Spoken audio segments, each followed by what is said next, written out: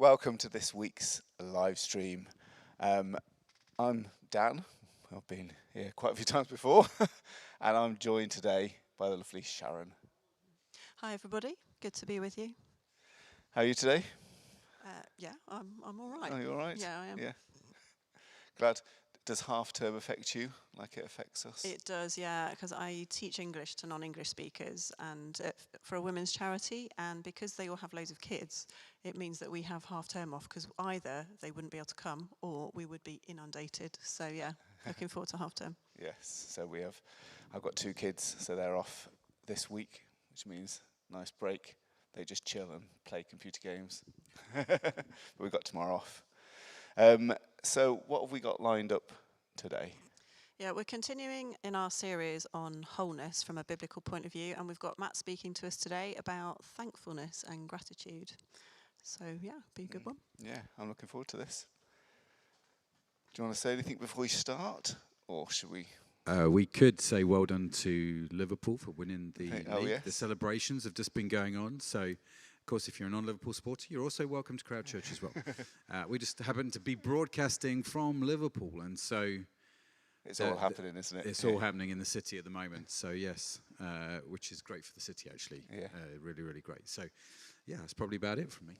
Okie doke. Well, I think without further ado, let's pass over to Matt and hear this talk. And while Matt's talking, remember to just put your questions and comments in the comments, and then when we come back at Conversation Street, we'll try to answer them.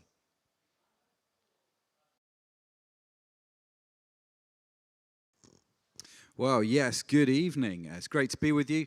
Like Dan said, my name is Matt. If you're new to Crowd Church, a very, very warm welcome to you. We do church here from Liverpool, but we also stream online every Sunday evening. So it's great to be with you from this amazing city, which I love. I've been here 30 years. No, 33 years. Long old time. So it's great to be here. It's great to be with you.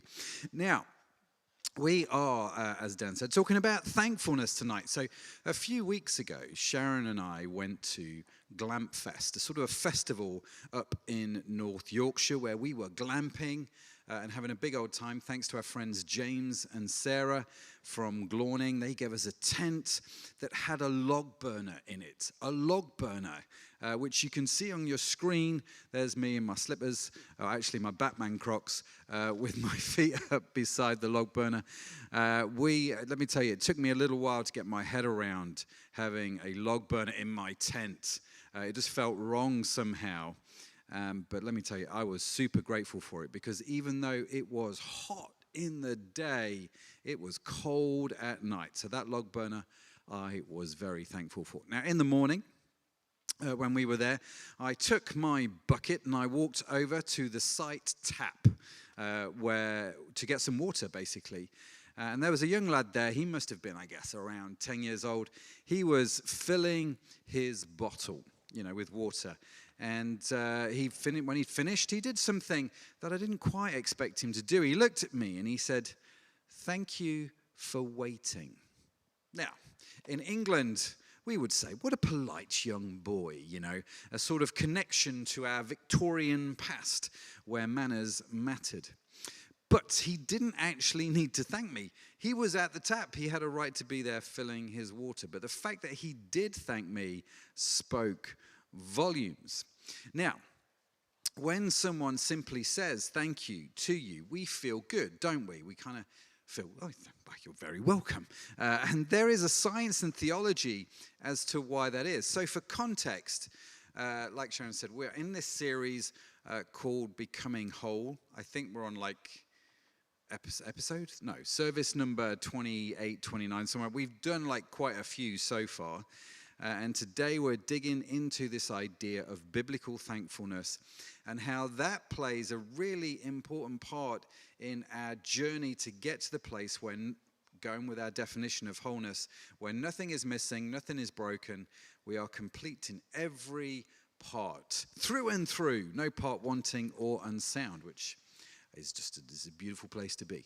Now, it does seem like we are living through a bit of a gratitude revolution at the moment. especially in mental health circles, right? Therapists prescribe gratitude journals. Corporations run thankfulness campaigns. Self-help books champion the power of positive thinking. The research out there is compelling. Now, studies show that people who practice gratitude experience lower anxiety scores and lower depression scores compared to those who don't. We get better sleep, we have stronger relationships, and we even have improved physical health, which all sounds fantastic, right? So what does the Bible say about it? Now, perhaps one of my favorite verses on the topic is where the Apostle Paul, who is one of the leading writers of the New Testament, he writes to a church in Thessalonica, and he tells them to do this. He says, "Rejoice always, pray without ceasing, and give thanks in all circumstances, for this is God's will for you in Christ Jesus." So this is incredible, actually, when you think about it, as here we see that the will of God for our lives is to give thanks in all circumstances, right? In all circumstances, not for all circumstances. There is a difference between those two things, as we'll get into. So just how do we do that? How do we live this life according to the will of God, where we are thankful in all circumstances? Well, we are going to answer 3 questions tonight. Number 1, how is biblical gratitude different? Number 2, how does gratitude impact our mental health? And number 3, can we really give thanks in all circumstances? So there are 3 questions. So let's start with the first one. How is biblical gratitude different? Now, I don't know if you have ever heard the phrase toxic positivity, right? Psychologists are using it a lot. Toxic positivity is sort of like a shallow form of thankfulness that focuses primarily on material blessings and good circumstances. It's kind of, the good vibes mentality that kind of demands we don't just be grateful. It's the good vibes mentality that does demand that we just be grateful. But it doesn't allow us to process the sort of the genuine pain that can come along in life. And we've all experienced this in many ways. So someone shares their struggle and immediately gets hit with, well, at least you have a job, right? Or just be thankful you've got your health.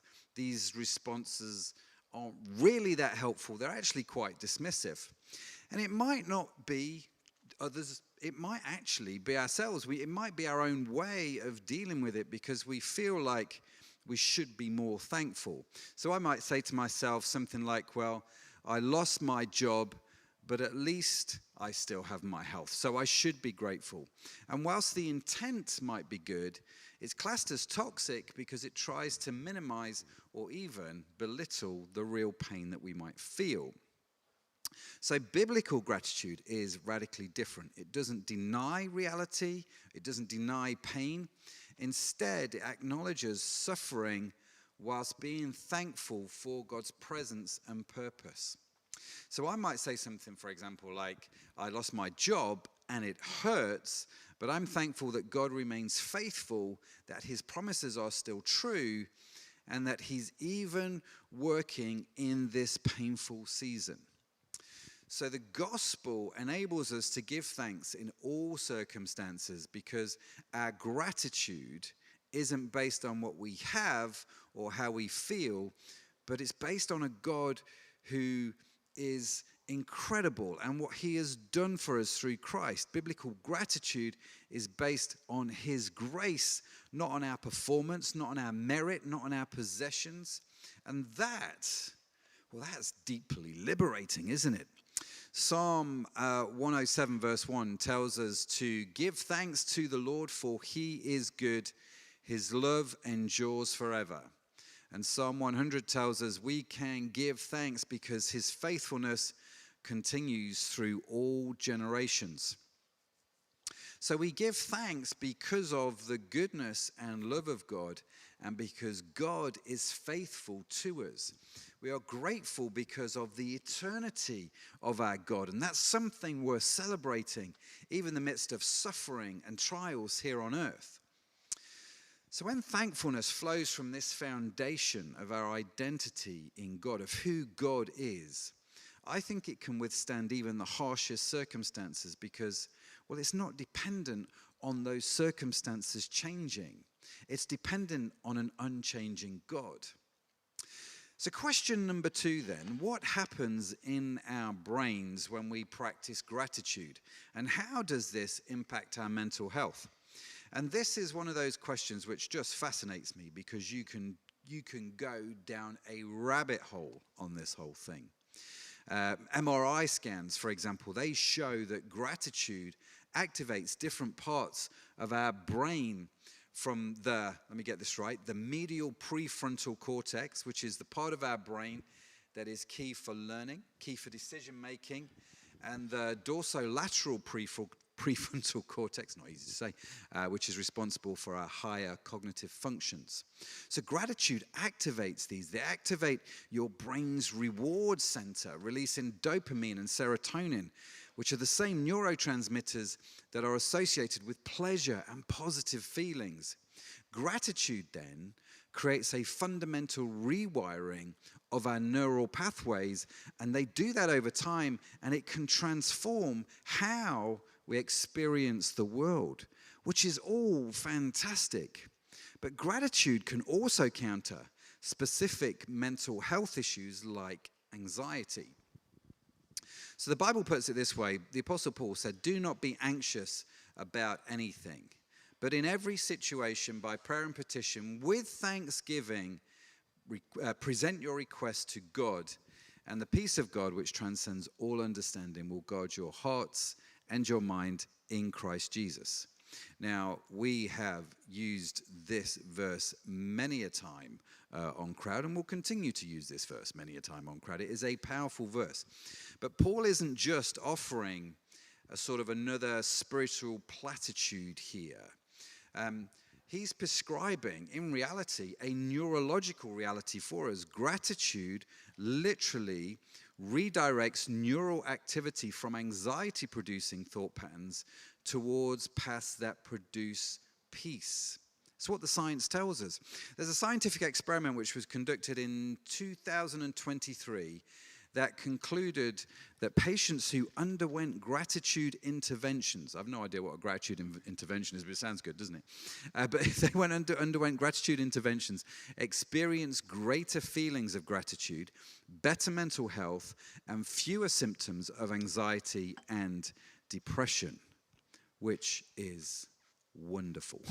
The study found that participants experienced other benefits such as more positive mood and emotions, which correlate quite nicely with what Paul wrote a few thousand years ago, doesn't it? Love it when science catches up with the Bible. Now, God designed your brain to thrive on gratitude. That much we can see. He built thankfulness, if you like, into the operating system of our mind. So when you follow his command to give thanks, you're not just being obedient, which is always a good thing, but you're aligning yourself with how you were designed to function. In other words, our mental health improves. And it sets you on the pathway to wholeness, which is good because it's what we're talking about, because our mind is part of our soul, which is that immaterial part of us. And you know what? I'm extremely thankful for that. Yes, I am. So, can we really, truly give thanks in all circumstances? And the answer is simply yes, but it isn't easy. So as Christians, right, the more we understand the gospel and the grace of God, the more we realize what we have, and that we have so much to be thankful for. So ironically, for Christians, it's when we stop looking at what we do or don't have and start looking at who God is and looking at that more, then we become more grateful. So we take our eyes off ourselves and we put our eyes on God. and we grow in thankfulness. There's a really fascinating story in the Gospel of Luke, right? If you're familiar with it, it's the story of the 10 lepers. So basically, what happens in this story, Jesus is traveling and comes across 10 men, all of whom have leprosy, right? And they're all outcasts in society. You didn't hang around with people that had leprosy in the ancient Near East. They were outcasts. And as Jesus is walking past, they shout and ask Jesus for mercy, who in turn tells them to go and show themselves to the priest. So why does he tell them to do that? Because a priest at the time was the only one who could, one, confirm that the leprosy had gone, and two, that they could be reintegrated into community life. So if you're outcast, you would need the priest to tell you that you've been healed, to confirm that and confirm that you could re-enter community life. So these 10 guys turn around and off they go. And the Bible tells us that it is as they go, as they went, they got healed. So, I mean, imagine that, right? Imagine seeing and feeling that disease disappear, what it would have been like for them. I mean, it would have been incredible, right? All the pain, the broken skin, instantly healed. So one of them, in that moment, turns around and returns to Jesus, shouting his gratitude. And the Bible tells us that he glorified God. He kneeled at Jesus' feet and was so grateful he couldn't thank him enough. He was looking at what God had done for him, you see. He was glorifying God. And something quite fascinating then happens as a result of him doing that. So all 10 lepers, right? All 10 lepers are supernaturally healed, but only one of them turns around and gives thanks. And so it is to that one person, and only to that one person, that Jesus said, your faith has made you whole. Whole, right? All of them were healed, but it was through thanksgiving that the one guy unlocked wholeness. So gratitude doesn't just improve our mood, which is always a beautiful thing. It completes your healing journey, addressing not just symptoms, but your whole being, right? Gratitude then is the pathway to wholeness, which, like I say, all sounds great, especially, right, when things are going well, like it was for that leper. It maybe wasn't a surprise that he turned around to thank God because he'd just been supernaturally healed. I mean, it's easy to be grateful in that moment, right? So maybe, just maybe, a deeper question to ask here is, what would have happened had none of them got healed? Could that leper have still given thanks if he was to carry out, for example, this idea of giving thanks in all circumstances? In other words, giving thanks not just in the good circumstances, like being supernaturally healed, but in all of them, like when you are still waiting for your miracle. So how do you give thanks when you are standing before a God who can heal your body in an instant, but for some reason hasn't done it yet? There's an old saying that I love, praise is the voice of faith. We see this in Paul's life, right? The guy that was writing these letters to the churches. He wasn't writing these verses from Miami Beach. He wasn't at some kind of resort. Many scholars believe he wrote this letter from a jail cell after being beaten and wrongfully imprisoned.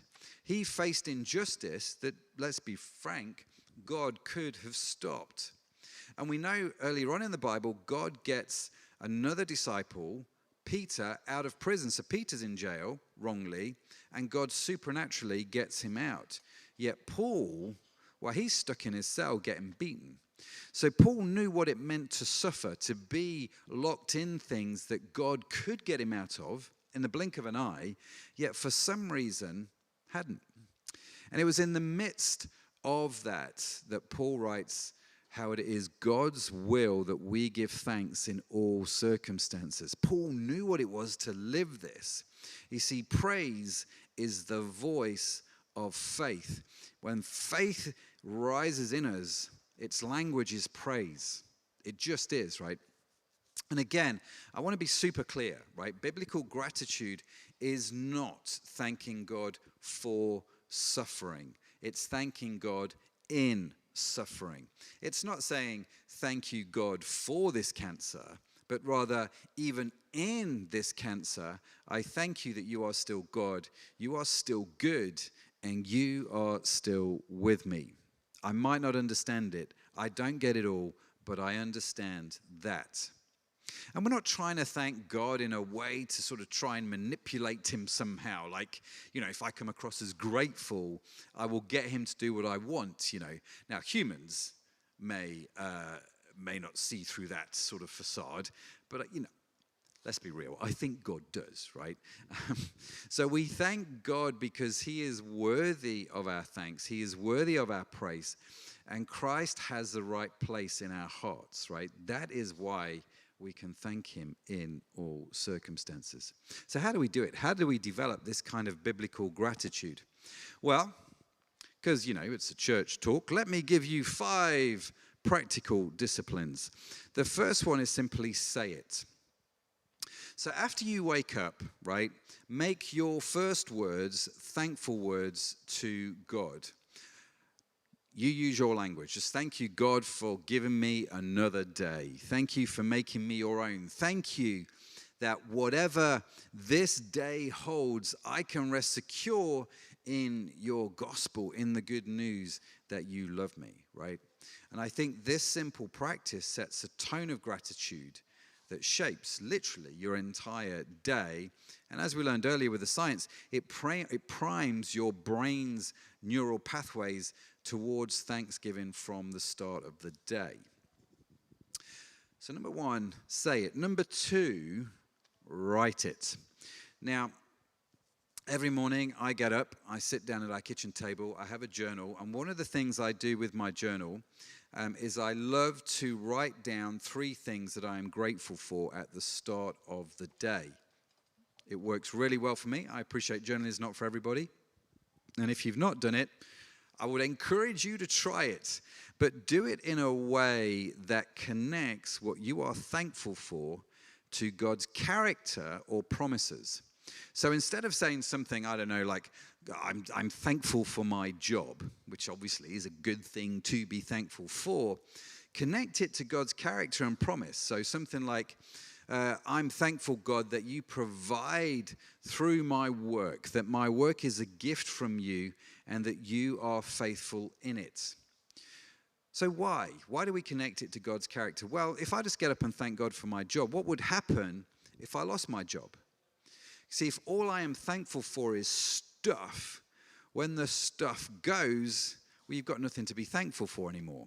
But if you focus, like I say, on the unchanging God who is always with you, then you can thank him for his provision. And you know that somehow in the middle of all of this, he's going to figure it out. And you are anchoring your faithfulness on something much bigger and much, much more secure.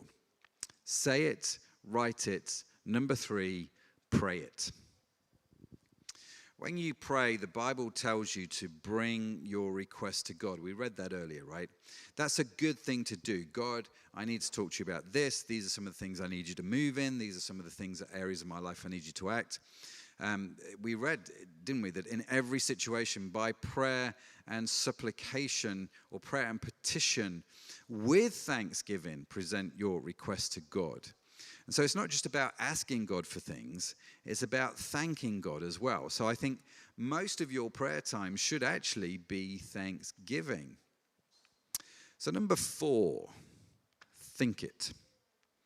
The Bible tells us that whatever is true, whatever is honorable, whatever is just, whatever is pure, whatever is lovely, whatever is commendable, if there is any excellence, if there is anything worthy of praise, think about these things. That's a powerful verse, isn't it? Fix your mind on these. We're going to cover these in detail, I have no doubt. You're going to talk about renewing your mind. Is this your verse series for this? It might be. It might be, okay. You don't develop a lifestyle of thanksgiving by spending hours scrolling on social media or even watching Traitors, as good as it is. You must intentionally set aside time to fix and weigh your mind on praiseworthy things. You don't become a grateful person watching the news or EastEnders. You just don't. What you put in really is what you get out. And like I say, this is what we're going to touch on in a few weeks when we talk about renewing your mind. But it's really important. What you think, what you put in is what you come out, right? So think it. Say it, write it, pray it, think it. Number 5, spread it. Now, when you are around people, let me encourage you. Be a grateful person. I think it's easy to be critical. I think it's easy to be negative. I think it's easy to focus on what's going wrong in life. Now, I'm not talking about toxic positivity, which we talked about at the start. I'm not talking about denial. But come in the opposite spirit. Tell people something you are thankful for, especially in them, right? Say thank you a lot and really mean it, and see what happens to them when you do. Be like the boy that I encountered at the tap whilst camping. Be like the leper who came back to thank Jesus. And that's the fascinating thing for me about the lepers. 9 of them just kept on walking. Only one of them was grateful. And what did the grateful one do? He simply returned to Jesus. And I think biblical gratitude always brings us back to Jesus. It's not just a case of counting our blessings, thanking God for the healing, but it's about reconnecting with the one who blesses us. And I think this is the ultimate difference between what I would call secular gratitude and biblical gratitude. Biblical gratitude doesn't just improve our mental health, it restores our relationship with God, bringing us back to the one who made us for a relationship with himself. So here's my challenge to you this week, because if you're a regular to Crowd, you will know I like my challenges. Just simply do this. Just be more grateful. Start thanking God in all the circumstances you face. Rejoice always. Pray without ceasing. Give thanks in all circumstances, for this is God's will for you in Christ Jesus.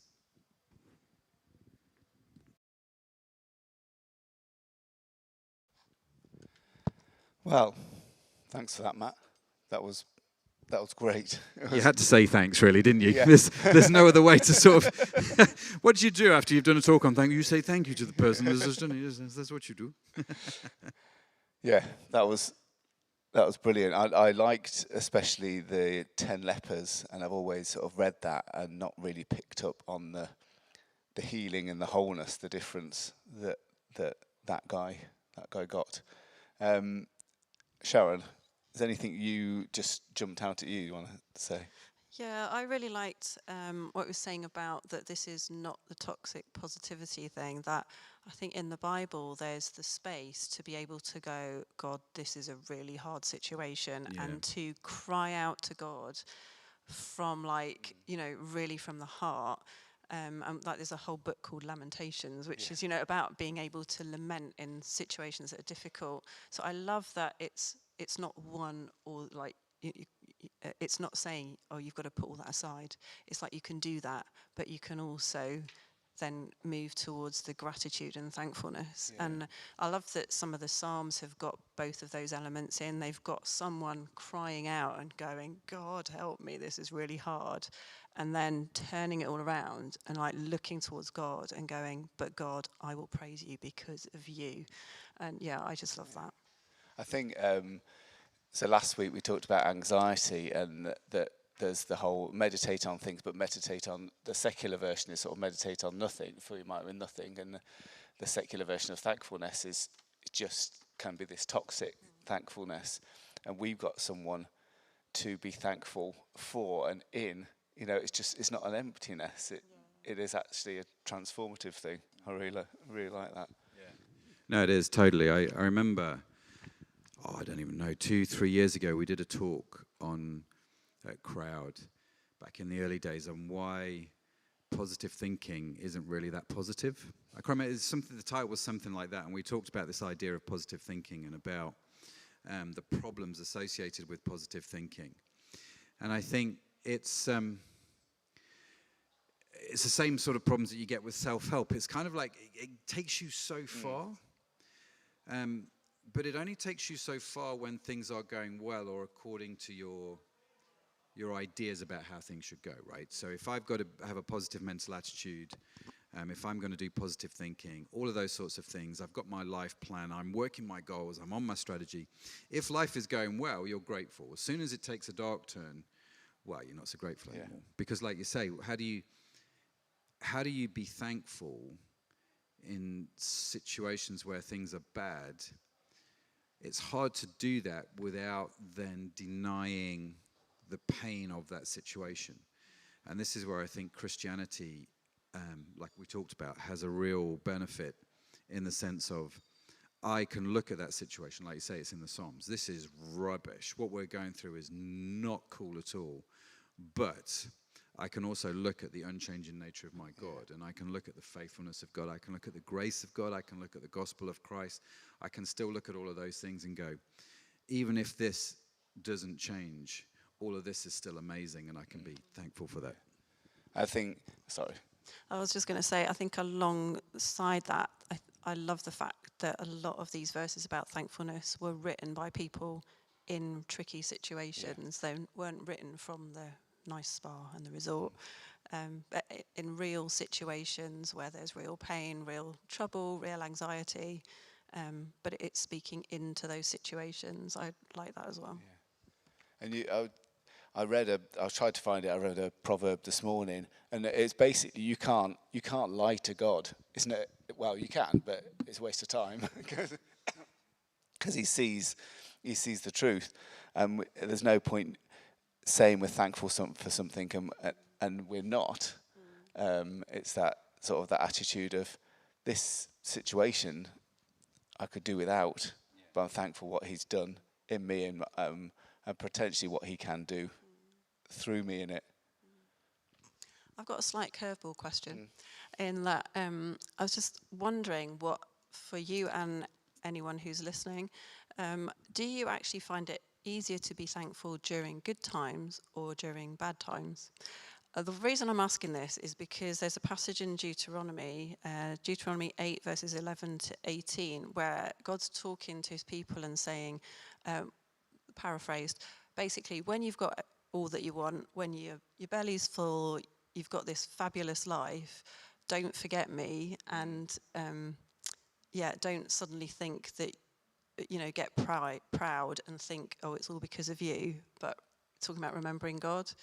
And I think just from the past, I remember I think somebody must have said to me that actually they find it easier to be thankful when things are tricky, because then it is a case of like, oh, hang on a minute, I need God and I need to focus elsewhere. Whereas when things are going well, maybe sometimes we can just get a bit complacent, a bit comfortable, forget. So I'm just throwing that question out there. Yeah, I think that's probably the same for me. I think it's easy when things are going well. It's easier to bring them to mind and go, oh yeah, thanks for this. But that's perhaps gets a bit more into the stuff kind of thing. Thanks for this situation. Thanks for doing this. Thanks for providing that. But when it's tough, then you've got to sort of dig a bit deeper, and it's a bit more. It's powerful. It actually changes you better for the next time. Yeah, that's such a powerful point. Actually, when things are tough, you can't be shallow in your thankfulness, because there's in your head, there's nothing for the shallow thankfulness to lock onto, right? So you're right, you have to dig deeper and you have to look at something more foundational. And that's where you can look at the gospel and you can go, right, well, we can get, stuck into that for a whole bunch of time. And so I do get it. I think when things are going well, #blessed, and we feel like, God's favor is with us and all that sort of good stuff. We are thankful in our heart. I tend to feel thankful in my heart, but like you say, I think when things are going badly, there is a decision to thank God in spite of it all. And that, I think, is more of a decision. It's more of a choice. It's more of a covenantal thing. And so I get how that can be really powerful, which is where this whole idea of praise being the voice of faith comes from. You know, you can't, I think it's hard to have faith, to believe in what God is doing and not be thankful for it, right? So what's in your heart comes out of your mouth. That much we do know about that. You know, that's one of the things the Bible tells us, you know, what's in there is going to come out. And so if praise and thanksgiving is inside you, if faith is inside you, then that thankfulness comes out. You read in the Bible so much in the Bible of people who just moaned and complained, which is the opposite of thanksgiving. And gratitude never goes well. Yeah, it's just, it never goes well. And I think it's part of our nature to do it. You mean moaning never goes well? Yeah, moaning, I don't think. Yeah. I think it feels good in the moment because it's just like, well, it's my right to moan. Yeah. Do you know what I mean? It's my right to complain. I don't know if you've ever used that phrase.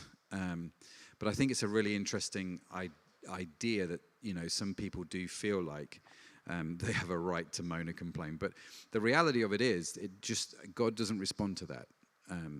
Because why would you? You know, we've all got kids, right? Especially you and me. I don't know if you knew. But with the kids, it's like if they just moaned all the time, not happy about that. Do you know what I mean? That's just, it's not going to go well at all for them. So yeah, it's one of those where I think building that faith, building that language, that foundation of faith, allowing praise to come out of your mouth, changes everything and unlocks so many things. And I think that as well, you mentioned that the last 2 points were to think it and to spread it. And I think if you are thinking those, if you're meditating on those things, then it's easier to spread it as well, isn't it? How it's something I really struggle with is going into a situation where I know I'm going to meet with people and I know they will be wanting to complain. They want to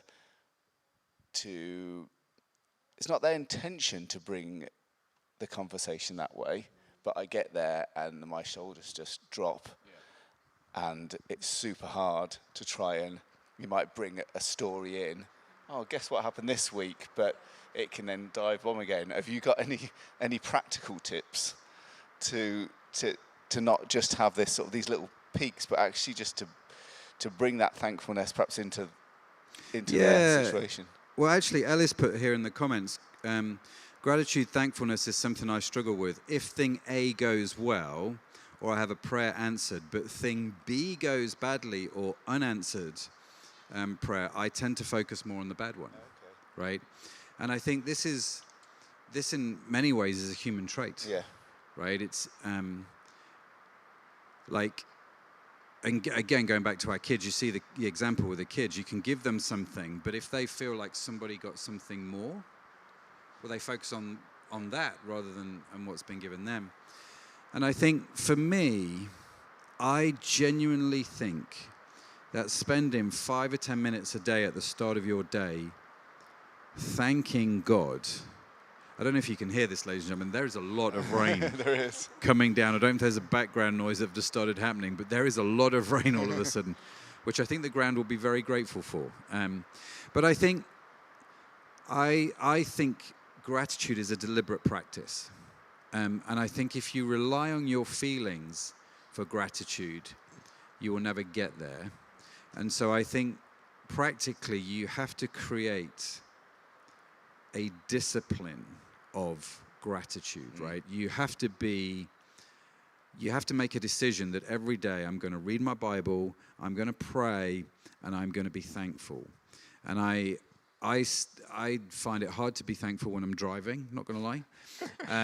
I think there are still situations where it's maybe not gratitude that comes out of my mouth. But, you know, I'm a work in progress.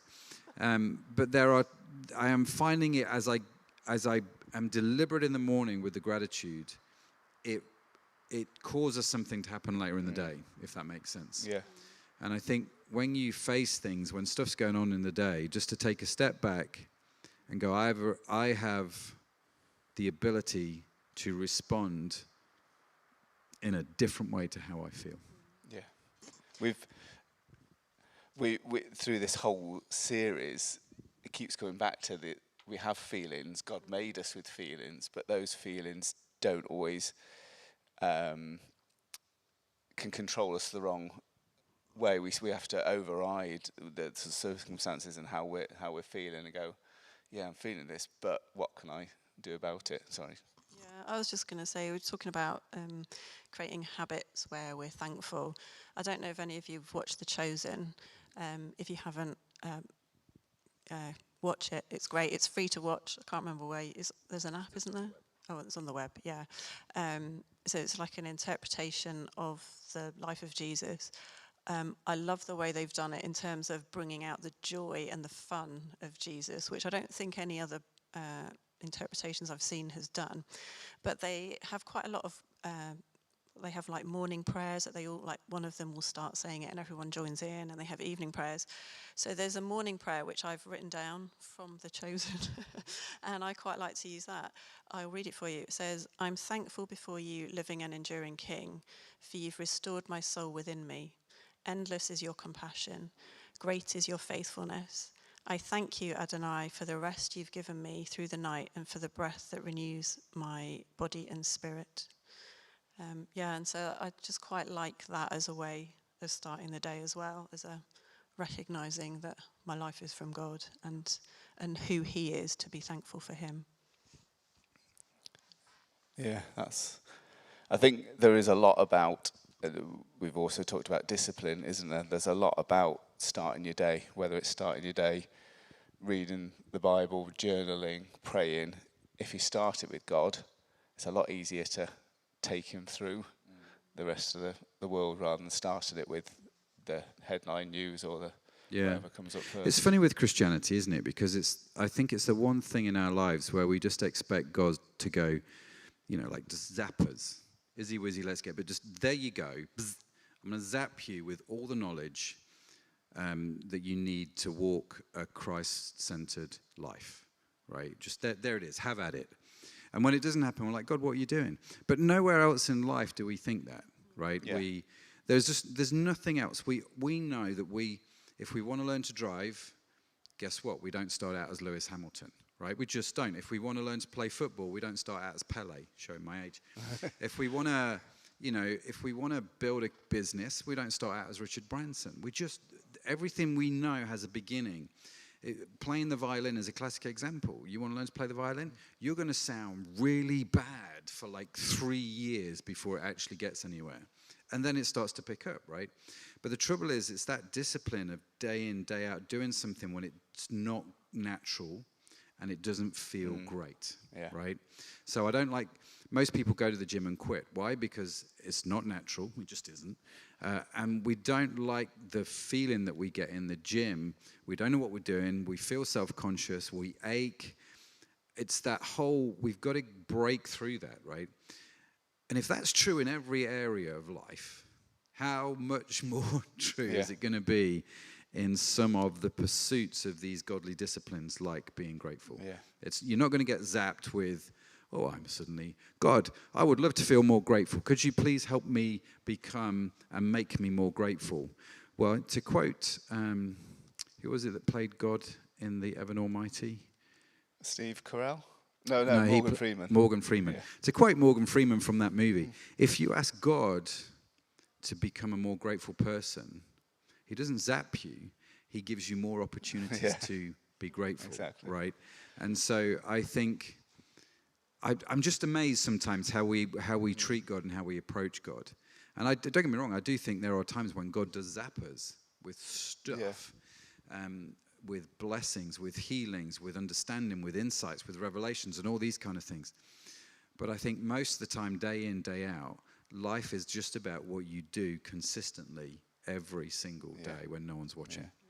Well, Paul says, he says, I know how to be, I'm paraphrasing, happy when I'm down. I've had everything. I've had nothing. And he really had, so he had been through shipwrecks and jails, but he had been through amazing things, like amazing healings and jail breaks and stuff. So he had seen the instant. And sometimes I think that's amazing that he'd seen that instant healing and then still seen times when it didn't happen, but still be thankful.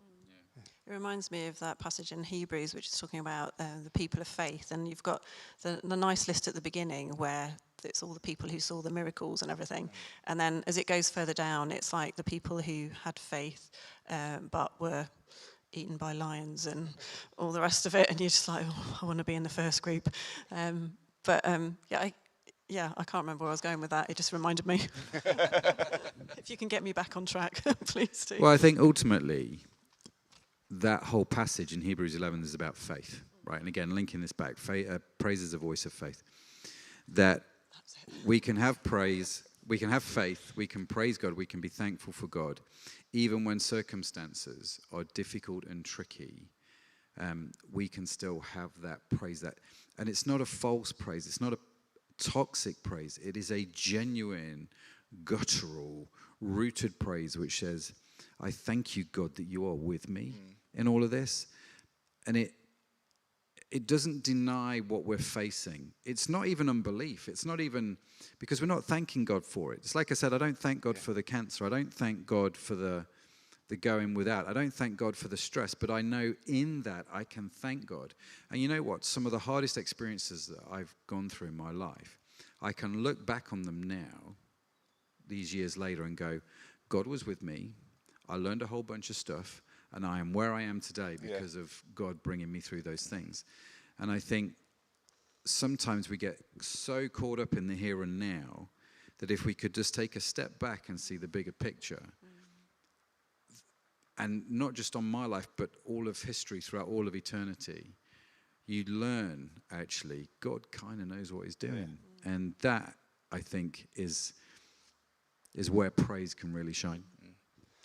I think it's about that depth of relationship as well, isn't it? Where we're talking about, I think Dan mentioned about when you're going through the tough times, you really have to dig a lot deeper. But I think the whole praise thing, it's not just like this nice little technique, or it is a discipline, and that's right and true, but it's a discipline born out of relationship and just wanting to get to know God, know his character, know him leading us, know him guiding us. And again, something I just like. And like Matt said, it's a learning thing, and the more situations we're in, the more we can, then God trusts us with more, and we get to learn and know him more. I was talking to someone this morning, and in their job, they got a great job, and they have just had a salary, been very thankful for that salary, but then moved up in the company, and they're a partner now. So that's sort of changed. They're doing the same job, but now they have to look at how the money comes in. So, a job came along and they lost it, and it's sort of, before, last year didn't affect my salary. Yeah. This year, this is something that we need to go in. So he's in the same physical sort of situation, but he was thankful for God then, and he can just have more of that experience, really, of thanking God, even though he knows a bit more of the detail. Yeah. That's so true. And it's really good, isn't it? I think the other thing to say on this, we were watching sorry to talk football, but we were watching the game at the house. There's me, Will, who's going to be on the live stream next week, and Al, we were watching the game. And it's the final game of the season, right? Everyone at Anfield in the stadium is just like super happy because Liverpool have won the league. But Liverpool were playing badly. But everyone was like super happy. You just, whee! And I think toxic positivity, in some respects, can deny the pain and reality of our own lives. And it can belittle things, and it can just almost make you feel ashamed. But on the other side, I think there's this sort of false gratitude, gratefulness for everything, the sort of the role of gratitude, and for example, in hashtag blessed. Hashtag blessed. But no, in terms of now teachers can't say anything. Slightly political statement. I appreciate this is not actually true, but you get the impression that teachers cannot say anything negative to children. Everything has to be framed in a positive way, right? And I get that, and I understand the power of thankfulness and grateful. I mean, we've talked about it for the last however long. But at the same time, that in itself is a denying of reality and circumstances. Do you see what I mean? Yeah. And yes, you can phrase things in a positive way, and I think that's important. But you can't deny the reality. And sometimes, like, what would have happened to Liverpool playing today had the fans in the stadium going, "You've won the league, but play the game, dude," right? If the fans had got a little bit on their backs, would they have played a little bit better? I don't know. But I am not for this gentle, everything's good, everything's positive kind of parenting. I think that's another form of toxic positivity that's kind of infiltrated what we're doing. Bit of a bombshell. Not really got time to unpack it, but there you go. Again, in Proverbs, which you'll be going through, there's lots about discipline, and being a wise person is someone that allows discipline in their life and allows to be disciplined. Or just thinking about a runner, and it's great to say, if someone's training to do the 100 meters or the hurdles, they every day, they're doing all this training, they've got a trainer, and if he tells them positive things, that's brilliant, you did really well there. But if he kept hitting the hurdles, and he said, "Oh, you did really well, perhaps next time you'll be better," he's not going to get better, is he? If he says, "Okay, we need to work on getting that knee raised up, that leg lifted up," then he can progress. Yeah, and I think actually discipline and that, let me put it this way, that confrontation, right? The ability to confront something that is not quite right works really well in an environment that is typically quite positive. Do you mean it's a thankful environment? Yeah. So if my kids know, or if the guys at work, let's stop picking on the kids, but let's pick on the guys at work, right? If I am constantly mean and belligerent in the workplace, then if I bring any form of criticism or confrontation, it's like, well, so what? This is the way you live, Matt. But if it's genuinely a positive and they know that I'm for them, then actually if I turn around to them and say, "Listen, dude, that was not cool because of X, Y, and Z. Let's fix it. Let's get on with it." Well, people kind of go, "Oof, okay, but yeah, I'm with you still." Yeah. Do you see what I mean? And I think environment matters, especially when it comes to confrontation and criticism, whatever that is. But I think it's important that we don't just replace all of that with positivity. Yeah. Like giving every kid like Pupil of the Week stickers. What's that all about? But they weren't. They were a pain in the backside, and you've given them a reward for doing it. Well, it's positive, got to teach. No, tell them. Take them to the side and tell them you can't do that. I feel like you're going off on one now. Yeah, I'm going to get off my soapbox now. Should we talk about everyone's a winner? Okay. Yeah, well, that works. We're going to descend down. Everyone wins in the Let's move to Sharon. Have we finished? Yeah, probably, because we are just going to get on a soapbox. I think this might be a good place to Everyone's stop. not a winner, let me just point that out. Yeah, should we talk about next week instead? Yes. Okay, so next week we've got our lovely friend Mark Buchanan coming and speaking about, well, he won't be here personally, will he? Recorded? Pre-recorded? Yeah. Yeah, it'll be pre-recorded, but he's going to be talking about mental well-being, continuing in this series. And we've got our lovely Dan and Will hosting. Yeah, so it's going to be great. And Mark's a legend, isn't he? I mean, he's a really great guy with incredible stories. So you're definitely not going to want to miss him talking. I think he's talking, like you say, about mental health, having the mind of Christ. What does that mean? When the Bible tells us that we have the mind of Christ. It's a really intriguing statement. So he's going to dig into that. At least I hope he is. If he's going off the notes, he's going to help us understand that. If he's doing his own thing, who knows? Yeah, still be good. Still be good. We might have to do another talk afterwards. Yeah. So we're going to finish up here on the live stream, but we will be on the Google Meet, and Zoe's just popped that on the bottom of the screen. So if you want to... In the comments, actually. On the comments. So if you want to meet us afterwards, then please do. So is there anything anyone wants to say before we finish? I think final comment is this, the same as the challenge. Try being more grateful and start your day being grateful. At the end of the day, just think through your day and go, how grateful was I in all of those circumstances? How could I have been more grateful? How could I have experience this sort of biblical gratitude more in those circumstances. Because unless we review ourselves, unless we think about our lives, there's no real change. We go, oh, this is a really great talk, and it's great. We do it once, then we forget about it. But I think biblical thankfulness has to become so much of who we are and our character. But it's like I say, it's not just we're not going to get zapped with it. This is like, we have got to chase this. And I would encourage you to make this part of your daily routine if it isn't already. So, yes. That's brilliant, Matt. Thank you. Is that the answer you're looking for? That was the answer, yeah. So we'll see you all, hopefully, next week.